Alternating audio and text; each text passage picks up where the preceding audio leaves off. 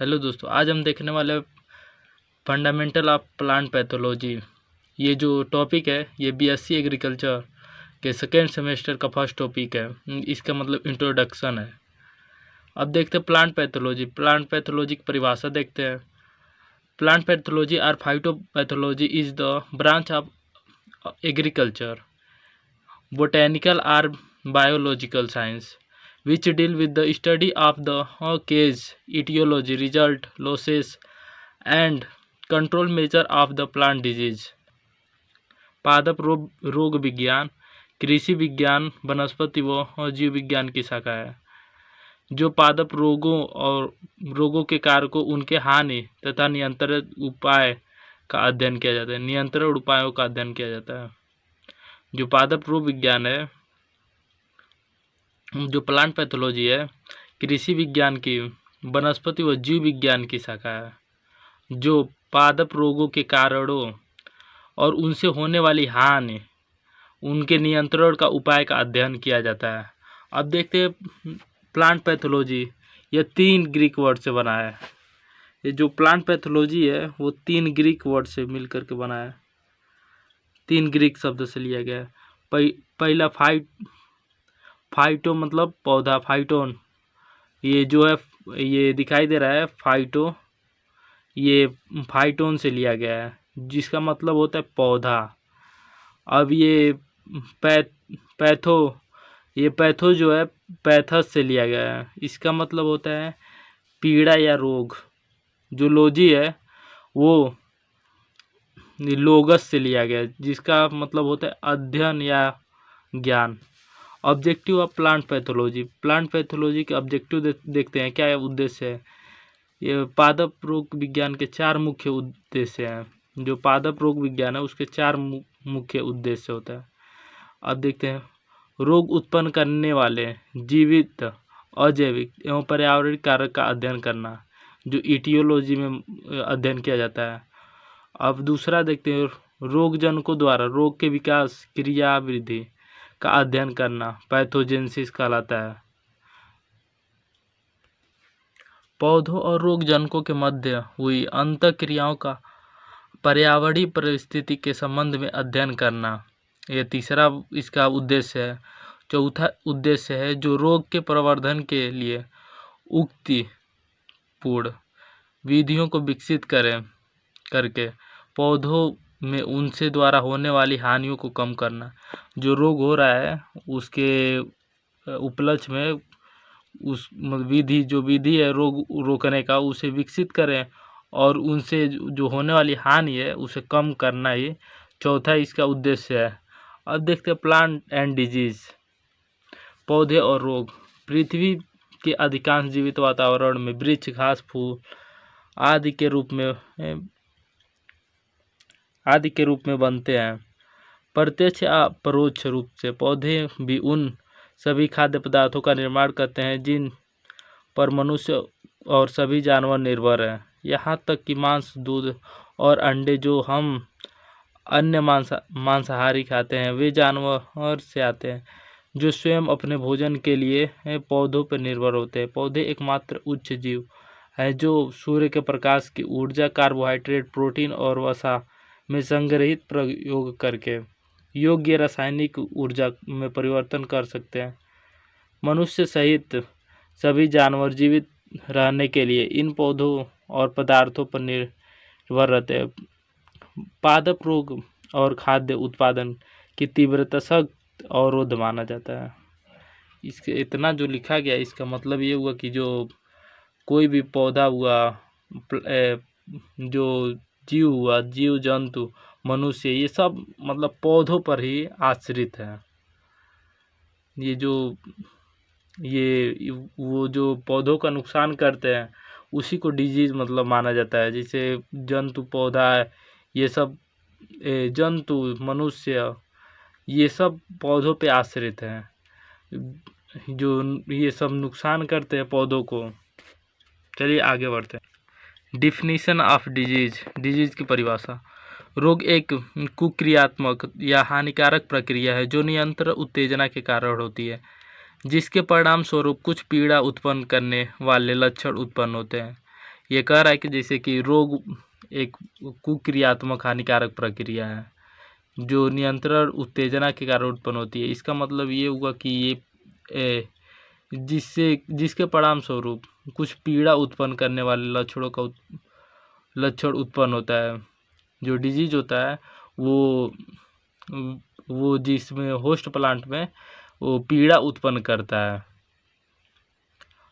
अब अगला देखते हैं। पौधों में रोग शारीरिक प्रक्रिया में असामान्य परिवर्तन के रूप में होता है जो पौधों के अंगों के समान गतिविधियों में बाधा उत्पन्न करता है। जो पौधा है वो शारीरिक जो क्रिया होती है, शरीर की जो क्रिया होती है उसमें बाधा उत्पन्न करता है। डिजीज जो होता है, डिजीज सिम्टम के बारे में पढ़ते हैं। डिजीज सिम्टम रोगों के परिणाम स्वरूप पौधों के बाहरी और आंतरिक प्रतिक्रियाओं या परिवर्तन को बीमारी के लक्षण के रूप में जाना जाता है।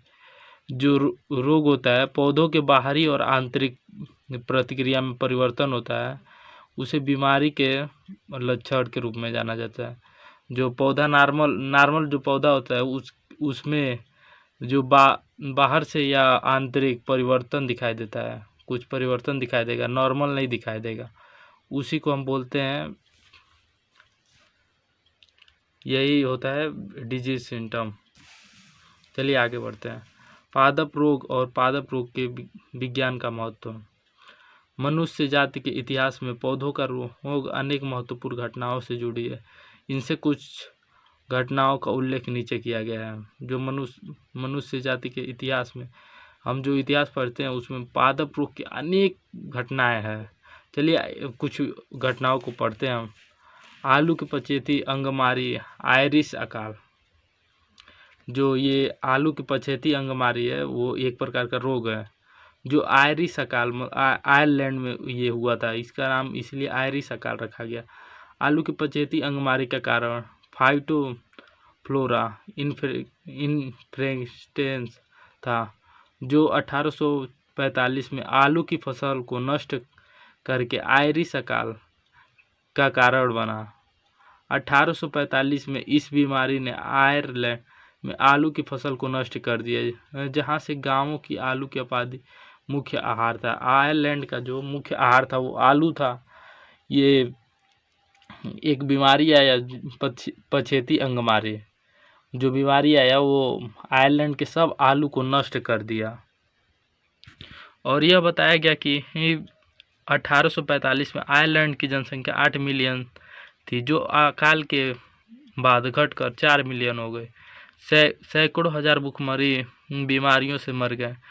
उत्तरी अमेरिका महाद्वीप अन्य देशों में बड़े पैमानों पर जनसंख्या का प्रवर्धन हुआ, जहां 1847 और 1854 के बीच 1 मिलियन रोग पलायन की सूचना।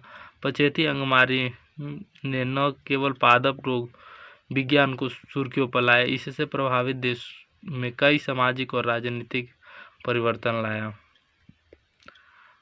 ये इसका मतलब ये जो बता रहा है, ये आलू की पछेती अंगमारी एक बीमारी थी जो आयरलैंड में सर्वप्रथम आई थी। वो ये आलू के पौधों को नष्ट कर दिया, जिससे अब उसका आयरलैंड के मुख्य आहार था आलू। अब ये नष्ट हो गया तो उसमें उस देश में भूखमरी आ गई।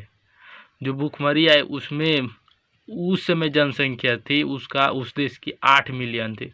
जब भूखमरी आई उसके बाद 1845 ईस्वी के बाद इसकी जनसंख्या 8 मिलियन से घट के 4 मिलियन हो गई। 8 मिलियन था उसके आधा डायरेक्ट हो गया। भूखमरी से बहुत लोग बीमार हो गए और मर गए। चलिए अब देखते हैं अगला। गेहूं में कीट ने किसानों को अधिक मक्का उगाने के लिए प्रेरित किया। फसल प्रणाली में इस परिवर्तन का परिणाम स्वरूप मनुष्य भोजन की आदतों में परिवर्तन हुआ। जो गेहूं के कीट आए, जो टिड्डे उड्डे आते हैं, गेहूं के कीट आए वो किसानों को मक्का उगाने के लिए प्रेरित किया। गेहूं में बहुत सारे कीट लगने लगे तो गेहूं मतलब उतना बढ़िया से हो नहीं पा रहा था, इसलिए इसलिए किसान अब इसके खेती करना बंद कर दिए और मक्का उगाने लगे, मक्का और राई का उत्पादन करने लगे।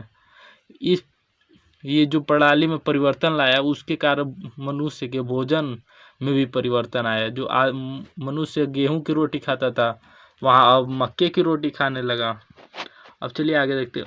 1867 में काफी राष्ट्र ने श्रीलंका के बागानों पर आक्रमण कर दिया और 1893 में श्रीलंका से कॉफ़ी का निर्यात 93% की गिरावट आई। आर्थिक संकट ने किसानों का चाय उगाने के लिए मजबूर कर दिया।